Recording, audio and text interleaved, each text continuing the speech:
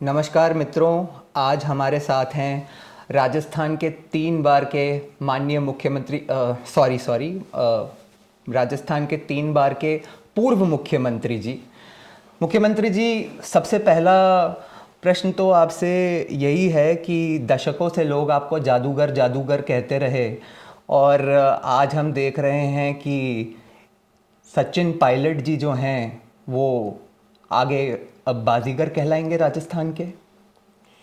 ये पहले तो मैं आपके सभी दर्शकों को नमस्कार करना चाह रहा हूँ और मैं सबको ये निवेदन करना चाह रहा हूँ कि भाई मैं कभी भी मुख्यमंत्री नहीं रहा और मैं सदाई एक सेवक था।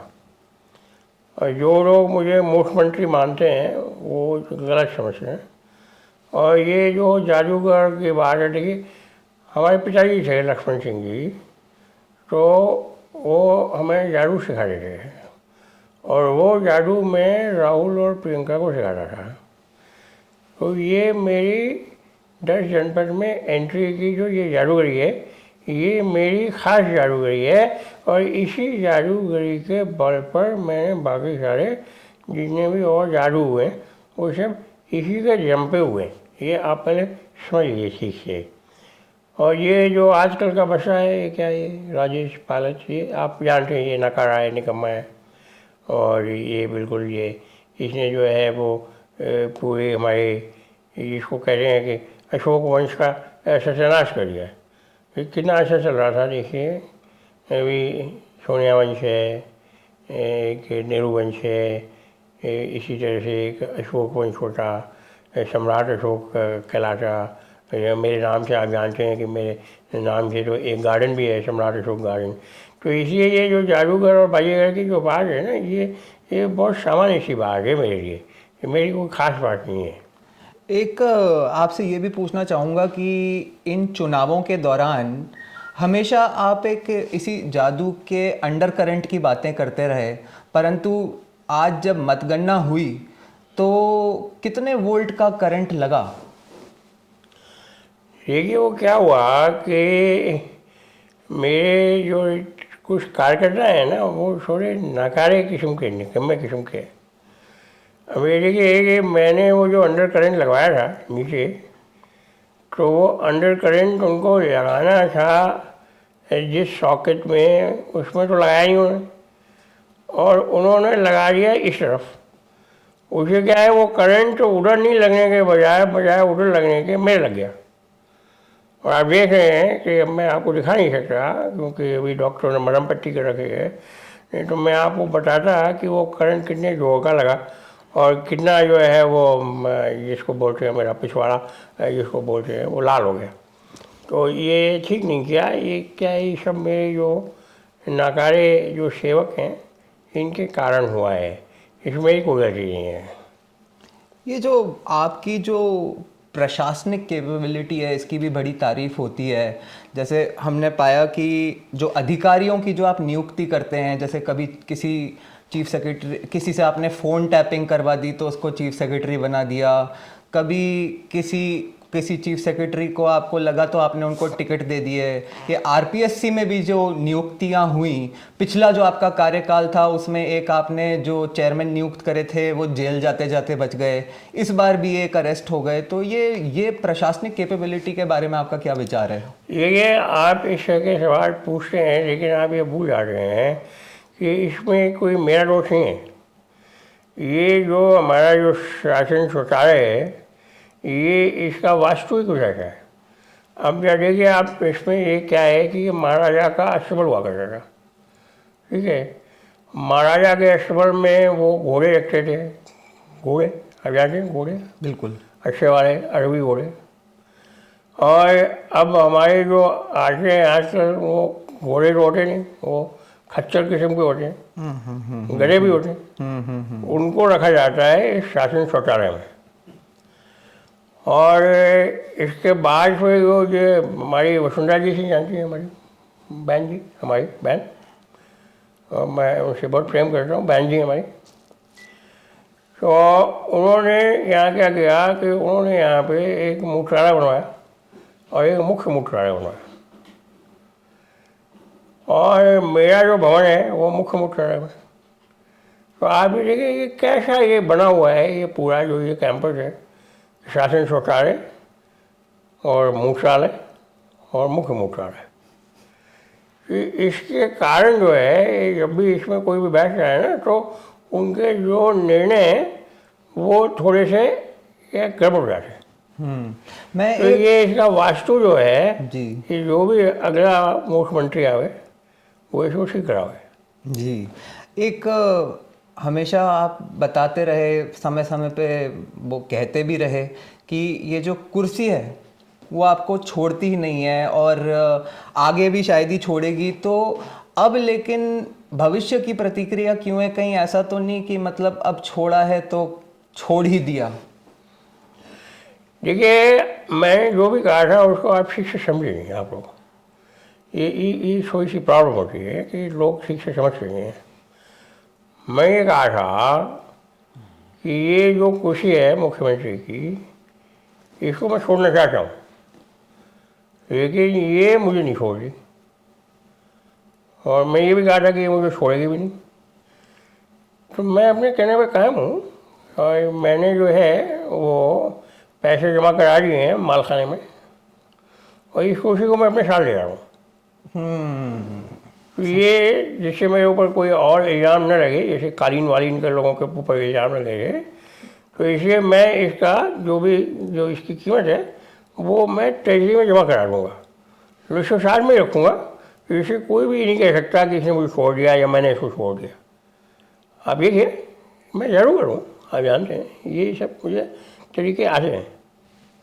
ये 2014 का आपको याद होगा कि 2014 में जब मोदी जी इलेक्शन लड़ने लगे तो एक जनता के बीच में से एक नारा उठ के आया कि अब की बार मोदी सरकार। अब कह रहे हैं कि 2023 हो गया, अब आप थोड़ा फ्री भी हो जाएंगे तो 2024 की रिस्पॉन्सिबिलिटी दी जाएगी। तो एक जनता से उठ के नारा आ रहा है आपके लिए भी, जो आप कांग्रेस के लिए कैंपेन चलाएंगे, उसमें कह रहे हैं कि कांग्रेस के लिए अब की बार अंतिम संस्कार। तो इसके बारे में आपकी प्रतिक्रिया? ये देखिए ये आप लोग जो हैं वो हमको बहुत अंडर एस्टिमेट करते हैं और ये आप नहीं समझते कि ये जो हमारी ये जो कांग्रेस पार्टी है ये एक वंशवादी पार्टी है और इस समय हम लोग सारे जितने भी लोग हैं हम सोनिया वंश को चला रहे हैं। और इस सोनिया वंश की जो देखिए कि आगे बढ़ोतरी होनी है। अभी सोनिया वंश में राहुल जी, और राहुल जी यदि मान लीजिए शादी वादी नहीं करते हैं तो उधर प्रियंका जी के जो बेटे हैं उन्होंने भी अपना नाम गांधी रख लिया, तो इसलिए वो भी गांधी हो गए। हमारे यहाँ इस तरह से वंश जो है ना ये इस प्रकार से चलता है।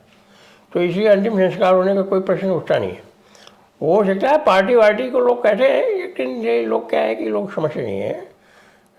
मैं हूँ ना, अभी मैं हूँ, मैं ऐसे थोड़ी होने दूंगा अंतिम संस्कार। वंश से याद आया, अब आप मुख्यमंत्री नहीं रहे और 2024 में भी ऐसा लग रहा है कि मोदी जी वापस आ रहे हैं, तो आपके वंश को भी लेके प्रश्न उठ रहे हैं यहाँ पे। यहाँ पे कैसा रहेगा फ्यूचर आपके वंश का? देखिए एक बहुत पुराना गाना है और वो गाना है, वो फिल्म का नाम है एक फूल दो माली। और लोग कहते हैं कि मैं माली वंश से आता हूँ, तो उसमें बिल्कुल ये गाना जो है वो बहुत अच्छा है। क्या कहते हैं साहब कि बदल जाए अगर माली, समझ रहे आप, बदल जाए अगर माली तो समन नौटा नहीं खाली। तो मान लीजिए कि यदि मैं नहीं रहा तो दूसरा माली होगा, कोई ना कोई माली तो हो गई होगा, तो समन खाली नहीं होगा। आप नहीं समझे? नहीं समझिए अभी बस, ये समझने वाली बात भी नहीं है। ये माली से याद आया कि फूल उगाते हैं, तो अभी राजस्थान में एक नारा चला है कि मतलब गार्डन में फूल उगाते हैं और आप माली की बात कर रहे हैं, तो एक नारा चला है कि कमल खिला है जोरों से, पीछा छूटा है चोरों से। इसके बारे में आपकी कोई प्रतिक्रिया? या गाने की आपने बात करी तो एक और गाना चल रहा था इसी इलेक्शन कैंपेन के बीच में कि गहलोत जी वोट को नहीं मिले जी, ये ऐसे गाने कैसे लगे ये आपको? ये सब देखिए, ये शैतान लोगों के करामाते हैं। अब देखिए कि हम कहाँ रहते हैं, कहाँ रहते हैं हम राजस्थान में रहते हैं। राजस्थान में पानी होता है क्या? होता है क्या? दिक्कत तो है, आपने प्रयास तो करे। ये मैंने प्रयास करे, लेकिन मेरा ERCP लोगों ने सफल नहीं होने दिया। ये मोदी जी जो हैं, इन्होंने सारा काम उल्टा कर दिया हमारा। साथ में 2-4 लोगों को लगा दिया ऐसे साथ में, ये कोई हमारे गजेंद्र सिंह टाइप करो। तो जब राजस्थान में पानी नहीं तो कमल कहाँ से होगा?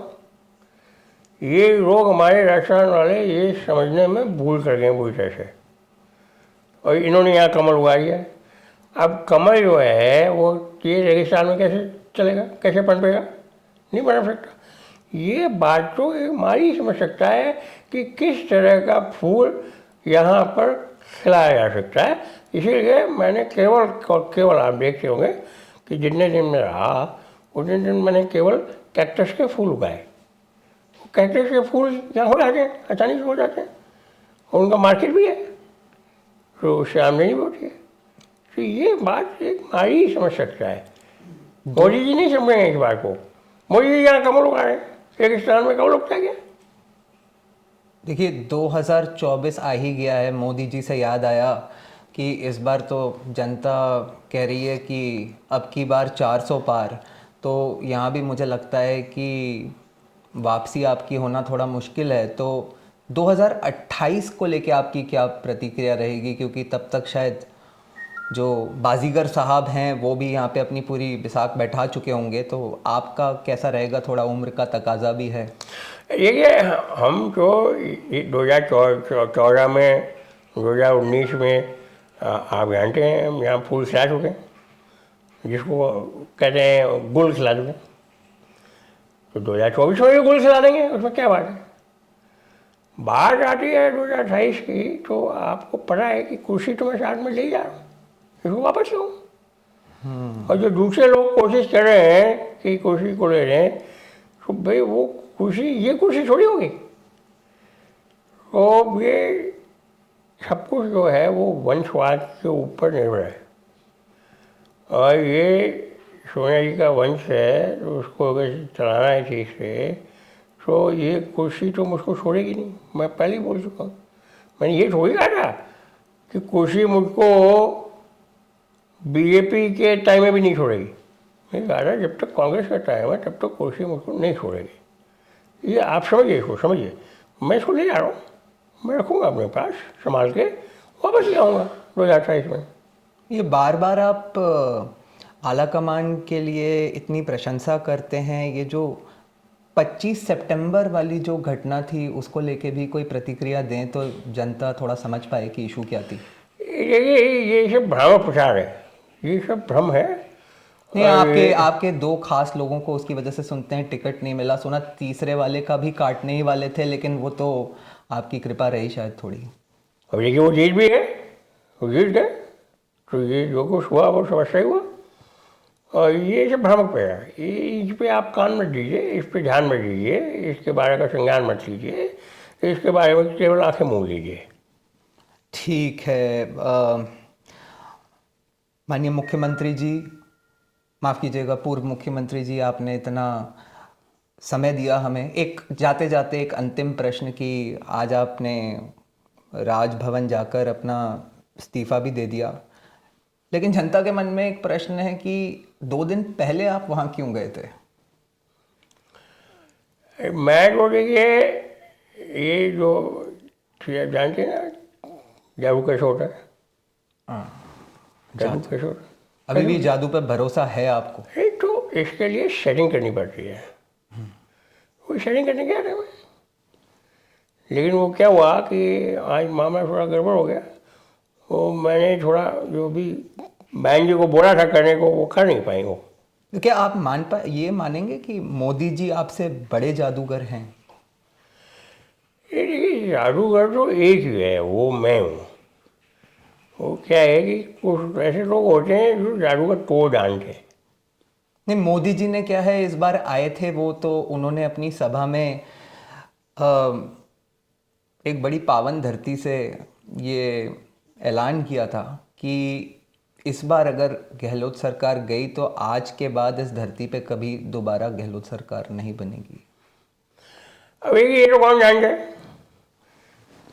मैं तो राजनीति में आज से नहीं हूँ, 1973 से हूँ।